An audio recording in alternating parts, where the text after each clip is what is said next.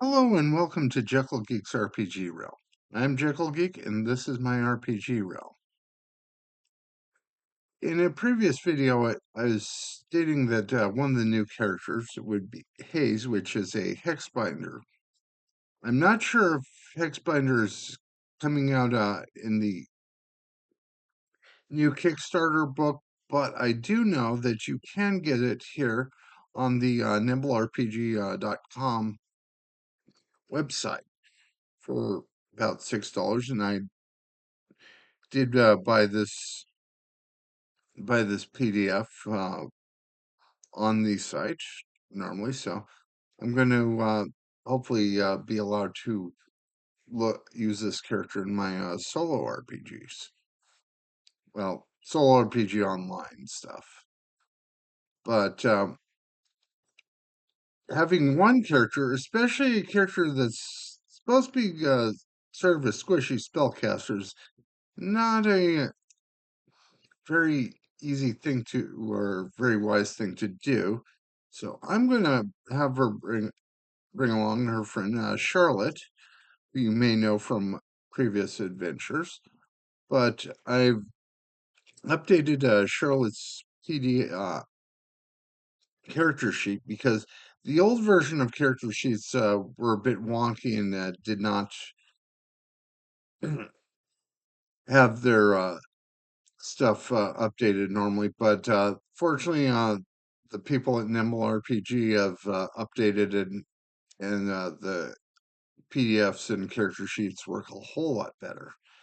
So, however, sure, we need to have Charlotte's HP. And let's see, as she is an Oathsworn, she has 17 plus at level 3, 2d10 HP.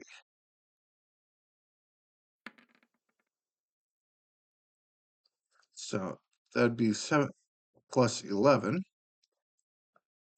And let's see, 17 plus 11 is 28. See, I can count. I did learn this math. Yay. So we're going to give Charlotte 28 HP for future reference. And we're going to see how well she works alongside Haze from my favorite gotcha RPG, gotcha game. Although a new version just came out very recently. Well, a new game edition. If you know, you know. But onto Nimble RPGs. Haze is a Hexbinder, which is a type of spellcaster, of course, but a rather different one, as you will find out. But first, let's give them an initiative as they fight a couple of bandit bruisers.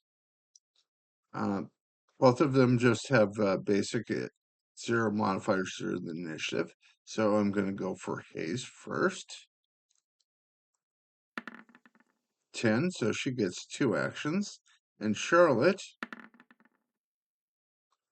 gets 1 action. So with Haze's 2 actions, she's going to move up slightly and then cast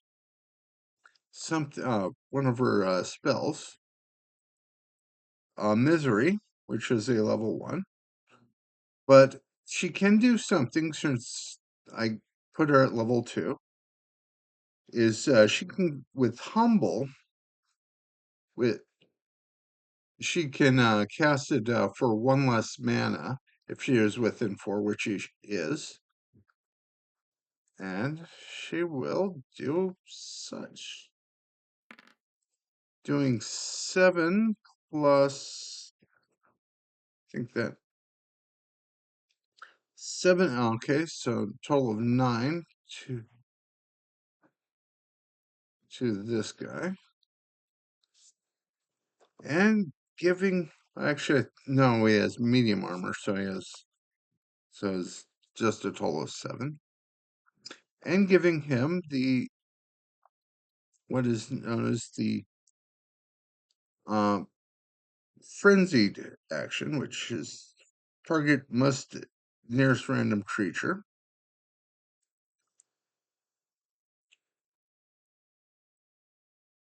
And that will be her actions. And Charlotte's going to move up. But the first nearest random creature is going to be his friend. He's going to attack for 2d8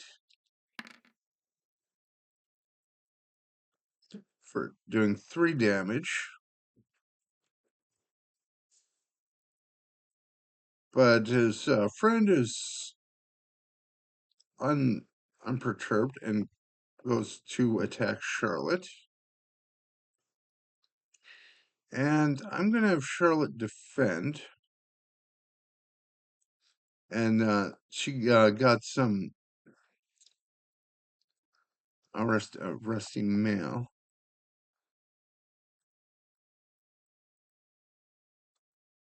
That was supposed to be updated.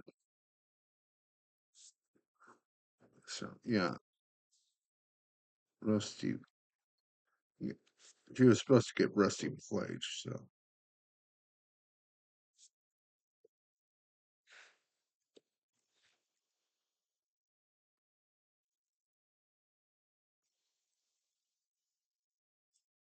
Okay, we'll save it there with our changes.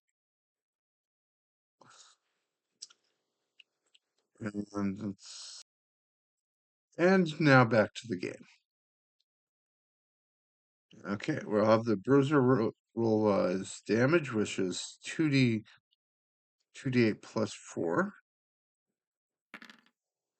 So 13 after Charlotte defends.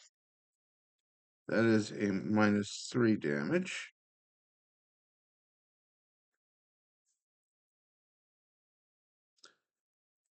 And now it is back to their turn. And let's see. Okay, Charlotte got hit, so she gets her judgment die, which is at her levels 2d8. So she rolls her mace damage, which is 4, plus 2d8.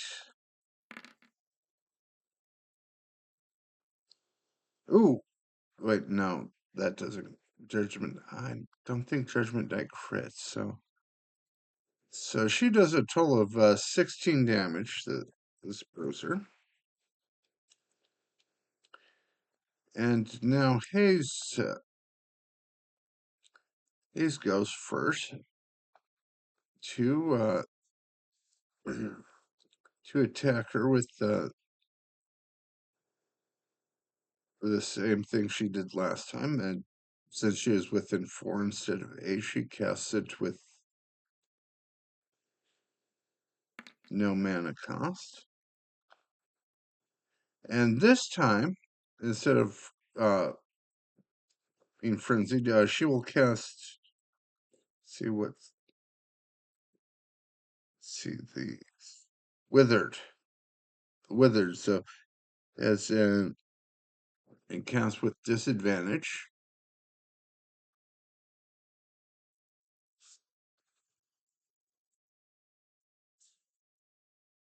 And now she will try to do the frenzied action on the other bruiser. And since she was rolling with disadvantage, that misses.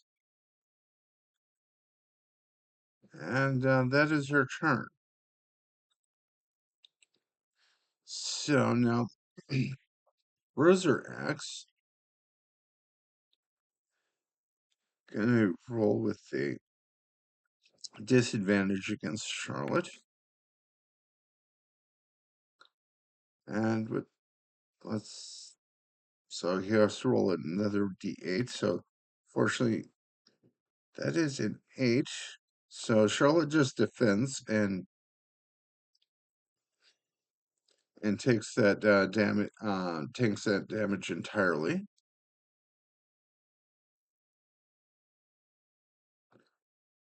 And this guy, just mad at what Haze has been doing to him, attacks for 12 damage.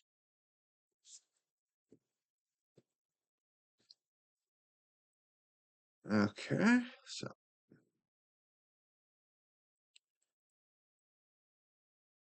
since Charlotte hit, let's see, I'm gonna check if they hit attacks you. Okay, that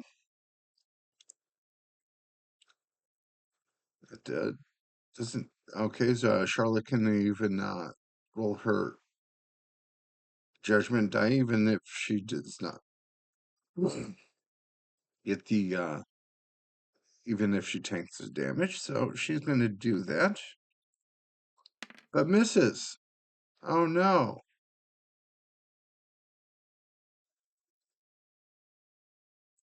And Haze is going to move out of the way and try that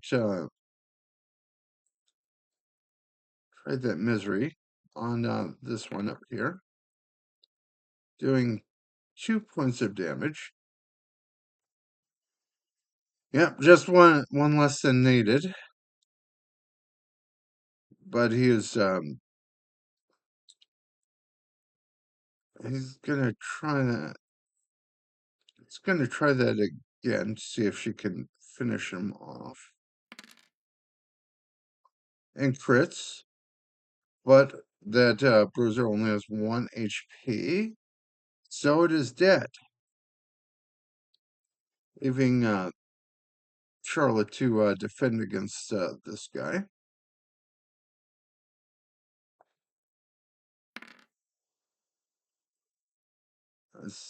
For doing 8 damage, which she tanks entirely. And now Charlotte raises her mace in retribution against this bruiser, doing 3 plus 14 damage. Yeah, so Oathsworns are very strong and tanky. And Haze will try to use the misery with Humble, doing 6, defeating this other one. And yay, both the bruisers are gone, leaving Charlotte and Haze to rest up. With Haze, she has 2d8 for her hit die, and I'll just give her some time to rest up. 3 and 7, so she heals a total of 7. And Charlotte will use a hit die.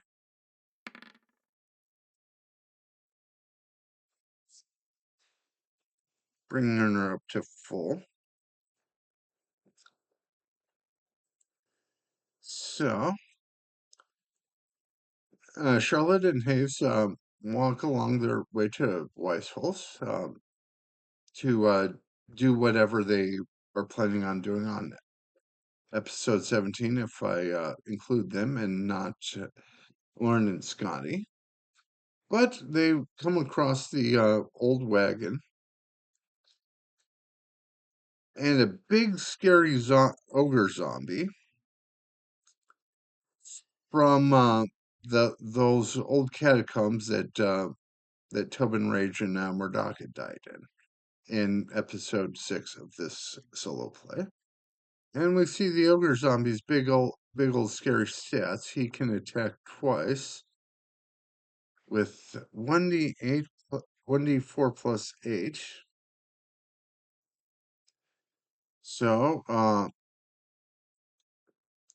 Charlotte and Lauren will have to try to defend against him once again. First rolling initiative. First for Haze. 19. Almost got her all her actions, but now Charlotte. I can have Haze move up and cast Misery with the Withered condition. Doing 3 plus her level, and since Ogre Zombie does not have armor, it does 5 damage against this guy. And now Charlotte moves up. 1, 2, 3, 4, 5. And attacks with her mace. And does another 5 damage.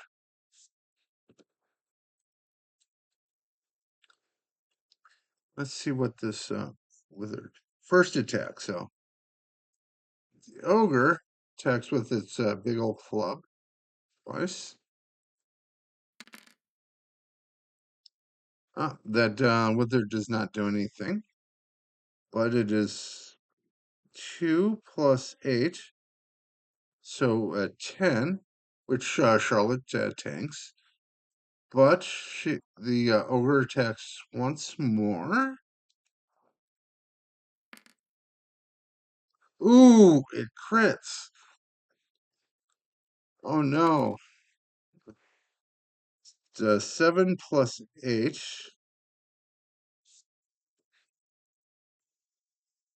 Let's see. And I think it does something.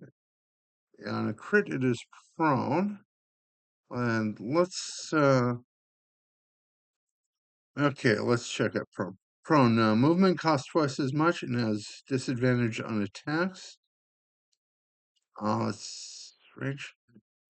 Fortunately, that was the only monster to attack, and so Charlotte can just stand up, and she will, spending 1 to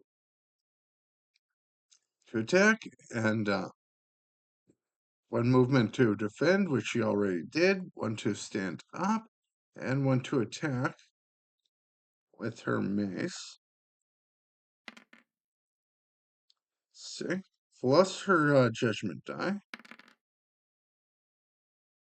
doing a total of 10 versus this foul creature. And now Haze will move up, try to cast Misery once again.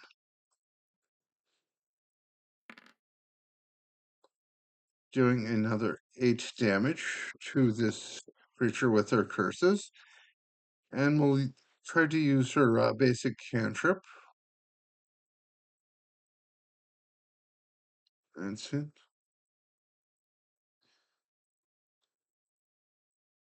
And we'll use her Hex, which is 1d4. Oh, she critted. Again.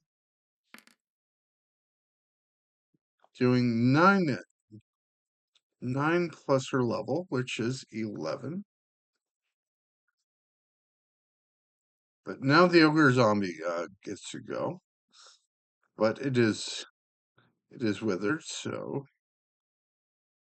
first attack with a disadvantage, which misses.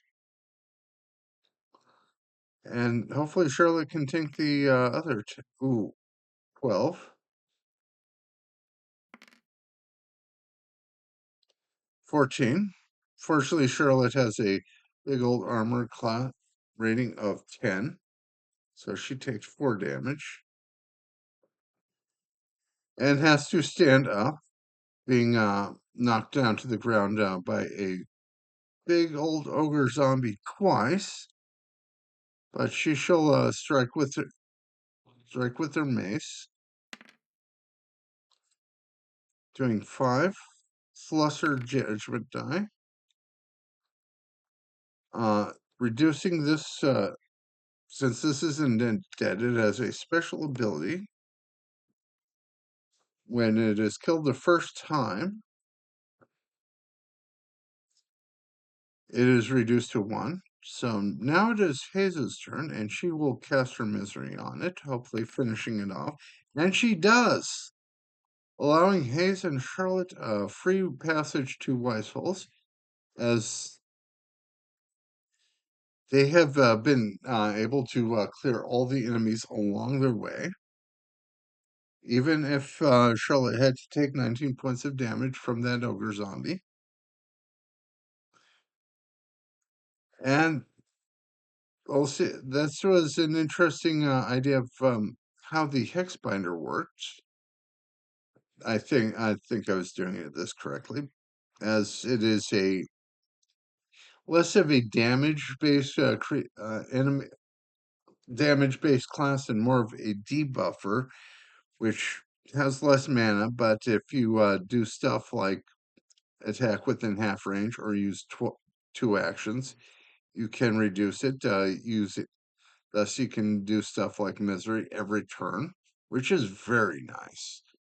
I'm liking this hex binder, and you can either get the PDF, and I don't know if we're absolutely sure, but in the big Kickstarter book, they say there's 3 new classes, and maybe, just maybe, Hexbinder is one of them.